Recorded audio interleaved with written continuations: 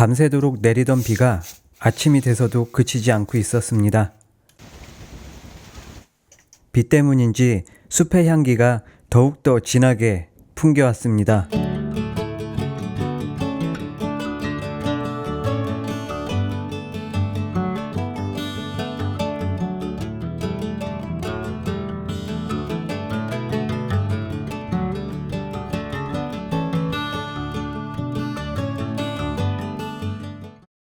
너무나 아름다운 캠핑장이라 주소를 남겨봅니다. 놀러 가실 분들은 참고하세요. 텐트를 걷고 길을 따라 조금 내려가니 관광 단지 같은 것이 보이더라고요. 근처에 호텔도 있고 관광 안내센터도 있었습니다. 우리는 관광 안내센터에 들어가 당일 관광 코스를 짜봤습니다. 그런데 관광 안내센터에 볼거리가 되게 많더라고요. 어제 저녁 우리도 여우를 한 마리 발견했는데 여기 정말 여우가 많은가 봐요. 홋카이도는 차 타고 가다 보면은 정말 여우들을 많이 발견한답니다. 이거는 사슴뿔로 만든 장식품입니다. 이 귀여운 쥐는 어제 저녁 여우한테 잡아먹힌 그 쥐예요.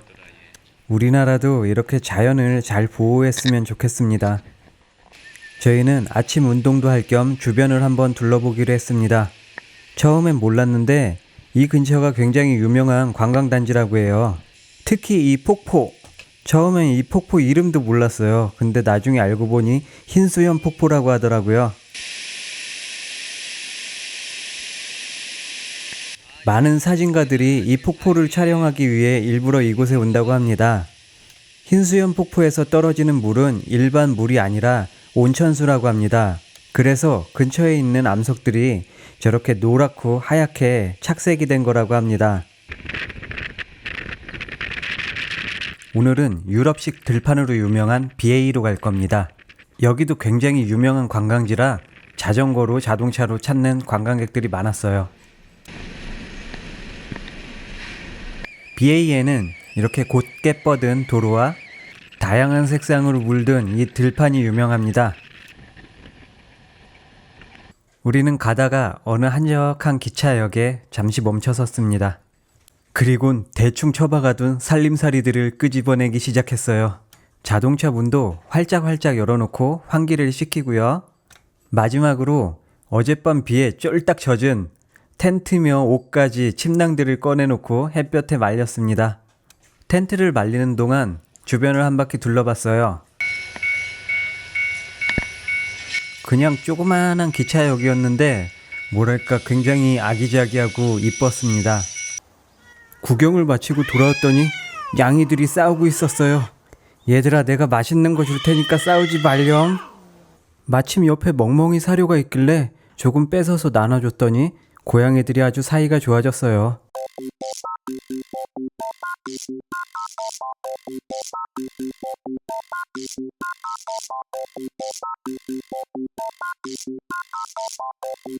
뭐니 해도 BA의 자랑은 바로 이 드넓은 초원입니다.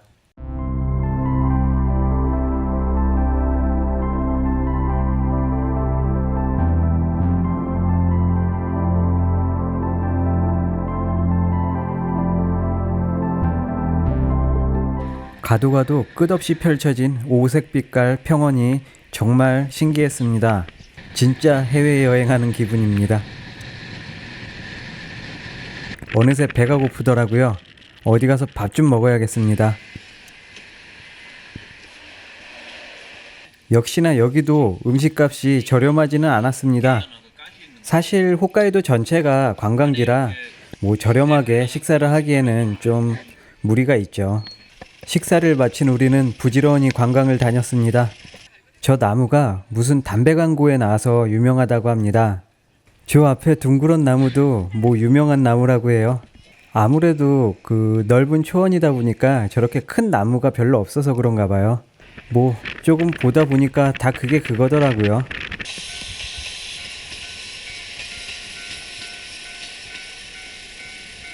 가다 보니 아사히카와 역이 나왔는데 역을 굉장히 잘 꾸며놨어요. 여기는 기차역을 무슨 공원처럼 꾸며놨더라고요. 한참 동안 고민하다 우리가 찾은 곳은 바로 빠찡꼬였습니다. 잭팟이 터지면 이것들이 전부 다 내 손 안에 들어온다고요.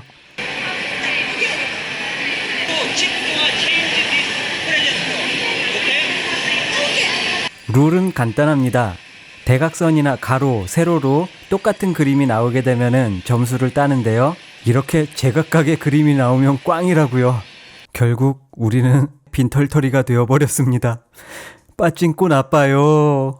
결국 땡전 한 푼 없이 다 털린 우리는 빈털터리로 카지노를 나왔습니다. 노란 저녁 노을이 오늘따라 더욱더 슬퍼 보이는군요. 허전한 마음을 달래기 위해 편의점으로 들어갔습니다. 북해도 생우유 아이스크림.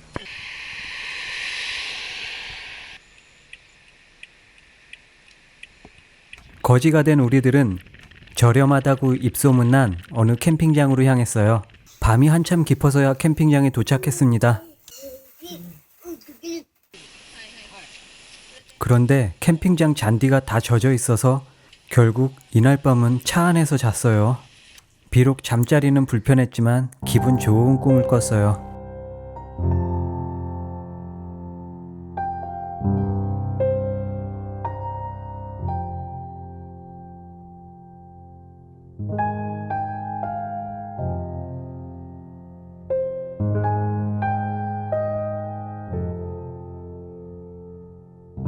기분 좋은 꿈은 개뿔.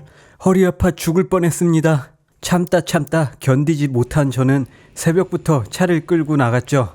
우리가 잤던 데가 여기 BA초 근처에 있는 어떤 캠핑장이었고요. 여기서 새벽에 와카나이까지 갑니다. 일본 최북단이에요. 아니, 일본 최북단은 여기죠. 소야.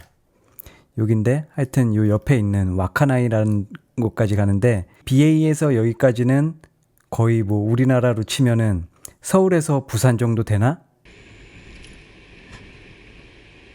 겁나게 먼 거리예요. 달리다 너무 피곤해서 어느 휴게소에서 잠깐 쉬어갔습니다. 이대로 달리면 해 뜨기 전에는 와카나이에 도착할 것 같아요. 휴게소는 아직 영업시간 전이었습니다. 그래도 화장실은 사용할 수 있었죠. 페리 여기 그거 가는 거겠지? 그렇게 새벽부터 야단 법석을 떨어서 와카나이에 도착했습니다. 여기는 특이하게도 도로 표지판에 러시아어가 써져 있더라고요. 지금 보시는 게 와카나이에서 가장 유명한 북방파제예요. 100년 전 건물이라고 합니다. 방파제 길이가 무려 427m고 높이는 14m라고 합니다. 독특한 건물 형태는 로마 시대 건축 양식을 본땄다고 하네요. 근처 광장에는 자동차며 오토바이를 끌고 와서 캠핑을 즐기시는 분들이 참 많았습니다. 그런데 표지판에 샤워기가 보이네요. 둘 다 이틀 동안 샤워를 못했는데 다행입니다. 이곳은 지역 어민들을 위해 만들어진 공간인데요. 샤워실 앞에는 세탁기와 탈수기가 있었습니다. 그럼 지금부터 샤워실을 한번 구경해보죠. 이렇게 생겼는데요. 동전을 넣으면 몇 분간 물이 나오는 구조예요. 타월과 핸드드라이어, 간단한 세면용품은 무료로 사용할 수 있어요. 깔끔하게 샤워를 하니 기분까지 상쾌해지더라고요. 깔끔하게 샤워를 마친 우리는 서비스 센터 주변을 둘러봤습니다. 조그마한 바닷가 마을은 한가하기 그지 없었는데요. 와카나이에는 시내를 한눈에 내려다볼 수 있는 전망대가 있었습니다. 전망대로 향하는 길은 서울의 남산타워 오르는 기분이었어요. 높은 곳에서 내려다보니 북방파제가 장난감처럼 작게 보였어요.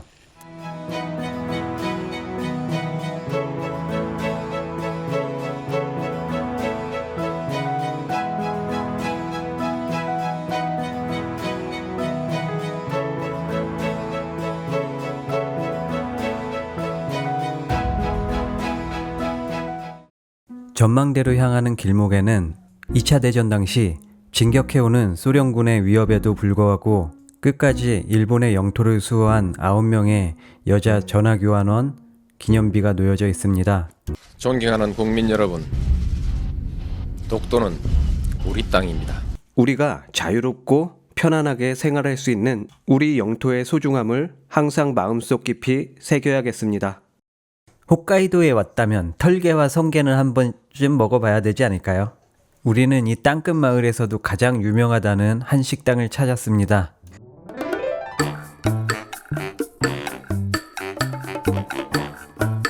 식사를 마치고 근처 기념품 샵에 가봤습니다. 귀여운 부엉이 인형이 참 마음에 들었는데 저런 거 너무 비싸요. 물건값이 너무나 비싸서 뭐 하나 선뜻 손이 가는 게 없더라고요. 아무래도 이쪽은 수산물이 유명하죠. 이거는 조개 관자를 말린 건데 굉장히 맛있어요.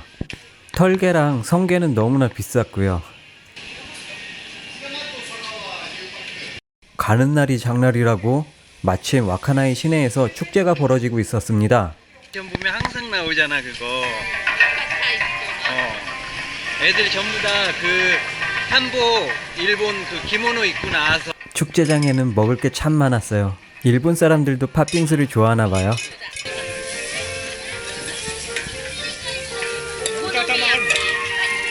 별의별 신기한 음식들이 다 있더라고요. 사진 보니 또 먹고 싶네요. 마을 주민분들이 모여서 춤을 추고 있었는데 러시아 복장에 러시아 춤을 추고 있더라고요. 굉장히 연세 많으신 할머님들께서 이렇게 축제를 같이 즐긴다는 것 자체가 정말 신선하고 뭐랄까 새로웠습니다. 皆さんもその可愛さに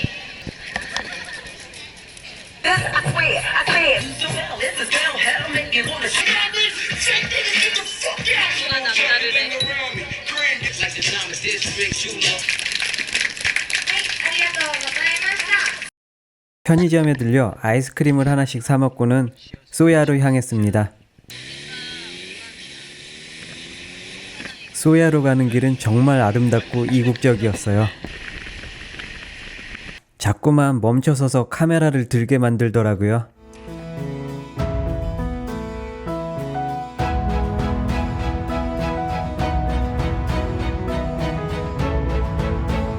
흔히들 묻더라고요. 홋카이도에서 어디가 제일 좋았어? 그럴 때면 저는 여기를 추천해주죠. 이곳은 야트막한 언덕을 따라 좁은 샛길들이 거미줄처럼 뻗어 있는데요. 자세히 보시면 길이 전부 다 하얀색이에요. 이 하얀색 길을 만들기 위해서 일부러 길 위에 조개 껍데기를 퍼날랐다고 해요.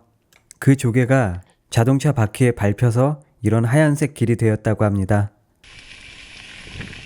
와, 절반은 파란 하늘이고요. 나머지 절반은 초록빛 들판인데 초록빛 들판 끝에는 풍차들이 끝없이 이어지고 있었어요. 그리고 우리가 밟고 가는 길은 하얀색이었고요.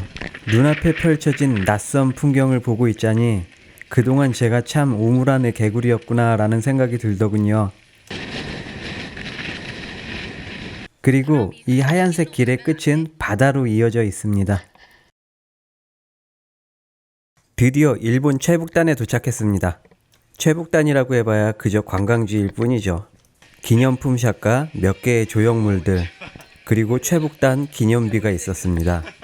공중에서 찍은 하얀 길 풍경입니다. 하늘에서 보니까 멋있죠? 여기는 기념품 샵 겸 전망대입니다. 2층에 올라가면 전망대가 있어요. 평일이라 그런지 어딜 가나 한가하더라고요. 전망대에서 바라본 소야 해변의 모습입니다. 그리고 여기가 땅끝 인증사진을 찍는 기념비예요.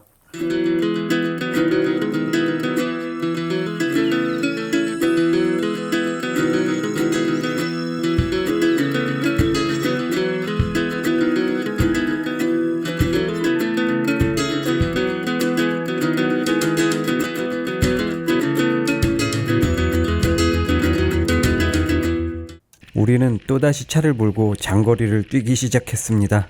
시코스 호수까지 말이죠.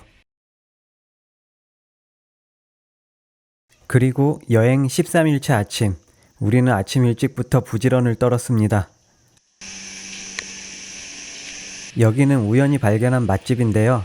버섯 요리가 대부분이었어요. 먹을 게 엄청나게 많다. 음식은 종류별로 포장이 돼 있어요. 그걸 구입해서 원하는 자리에 앉아서 먹으면 됩니다. 다양한 버섯 요리들이 우리를 유혹하더군요. 아직 아침도 안 먹은 저희들은 횡재한 기분이었습니다. 음식값이 저렴해서 먹고 싶은 걸 다 골랐어요. 식당 한켠으로는 버섯들을 직접 구매할 수 있는 코너도 있었어요. 심지어 사슴벌레 장수풍뎅이까지 있더라고요. ホワイトは高いの甘いのあ甘い 마지막으로 삶은 옥수수를 하나 사서 자동차로 돌아왔습니다. 도야 호수로 가는 길이었어요. 길 옆으로 조그만한 개천이 흐르고 있었는데요. 근방이 모두 유명한 온천이다 보니 계곡의 바위들이 이렇게 노랗고 하얗게 물이 들었네요. 그리고 주변에는 료칸들이 엄청 많았는데요.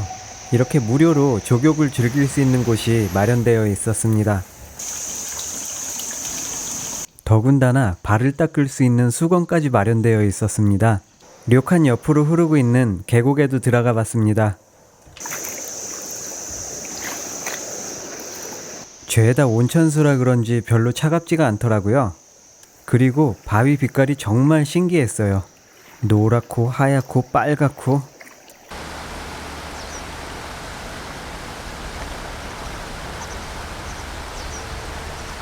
계곡 중간에는 저렇게 수증기가 피어나오는 곳도 있었어요. 조금 달리다 보니 어느새 도야호에 도착했습니다. 가장 먼저 우리가 찾은 곳은 지진 피해 마을이었어요. 반쯤 물에 잠긴 마을과 부서진 자동차가 보였습니다. 아스팔트 여기저기 찢겨진 흔적들이 보였고요. 어떤 곳은 이렇게 계단처럼 변했습니다. 지진이란 건 겁내 무서운 것 같아요. 산책로 주변에는 지금도 이렇게 수증기가 뿜어져 나오는 곳이 있습니다. 한 바퀴 둘러본 우리는 다시 도야호수로 내려왔습니다. 당장이라도 첨벙첨벙하고 싶었는데 사람들 눈치가 보여서. 그리고 점심은 편의점 도시락으로 때웠습니다. 아이스크림은 빠질 수 없죠. 다음으로 향한 곳은 노보리베스, 입구의 도깨비상이 인상적입니다. 여기는 1시간에 한 번씩 거대한 물줄기가 뿜어져 나오는 곳이에요. 우리는 제때 시간을 못 맞춰서 물줄기 구경은 못했습니다. 조그만한 신사도 있고요. 이름이 유자와라는 신사예요. 마을 곳곳에서 수증기가 뿜어져 나오고 있었어요. 노보리라는 이름답게 곳곳에 도깨비를 형상한 조형물들이 넘쳤습니다. 노보리베스로 향하는 길목에는 고급 호텔과 요리집들이 즐비했습니다. 그리고 짜잔! 여기가 지옥계곡이에요. 계곡 전체가 유황빛으로 물들었어요. 진짜 지옥 같지 않나요?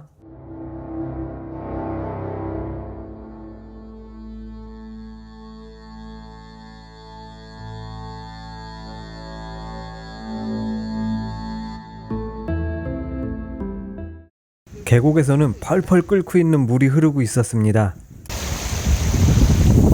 유황 냄새가 장난 아니었어요.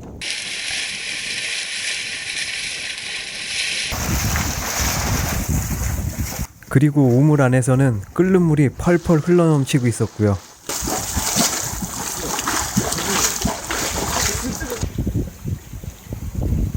저희는 산책로를 따라 다음 코스로 가봤어요. 산 위에서 내려다보니 겁나 멋있더라고요. 그렇게 산 하나를 넘어가자 또 다른 풍경이 펼쳐지더군요. 그리고 여기가 대박인데요. 여기는 호수 전체가 끓어오르고 있었어요.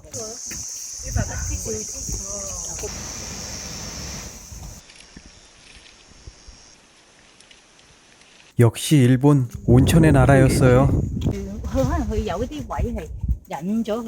내려오는 길에 기념품 샵에 들렸는데 여기도 사람들이 장난 아니게 많더라고요. 자, 오늘의 마지막 코스 삿포로에 도착했습니다. 우리 호텔은 삿포로에서도 가장 번화가에 있었습니다. 근처 유명 식당에는 저렇게 호객행위를 했는데요. 우리나라와는 달리 가게 앞에 가만히 서 있기만 하더라고요. 호텔에 도착했습니다. 번화가다 보니 기계식 주차장이었는데 이게 말까지 잘 안 통하니까 보통 번거로운 게 아니더라고요. ナンバー6 はいナンバー6はいです OK ですはい 그렇게 짐을 버려두고 삿포로 야경을 구경하러 갔습니다. 삿포로의 밤거리는 도쿄 신주쿠만큼 화려했습니다. 줄 서서 기다리고 있어. 어느 식당 앞을 지나가는데 사람들이 줄 서서 기다리고 있더라고요. 요거 맛집 빌이 나더군요. 가격도 이 정도면 착한 것 같죠? 마침내 입성. 가게 분위기가 활기차니 아주 좋더군요. 여기 식당에서 한 가지 에피소드가 있었어요. 옆에 테이블로 갔어야 할 초밥이 우리 테이블로 잘못 온 거 있죠. 지금 보이는 요 초밥 세트 있죠. 그래서 요거 하나 공짜로 먹었어요, 저희. 좀 드려.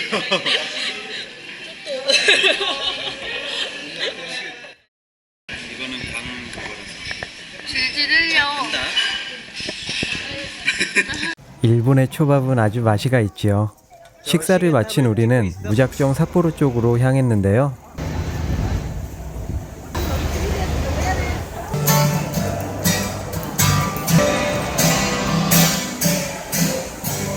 데이터 백업을 위해서 잠시 PC방에 들렸습니다.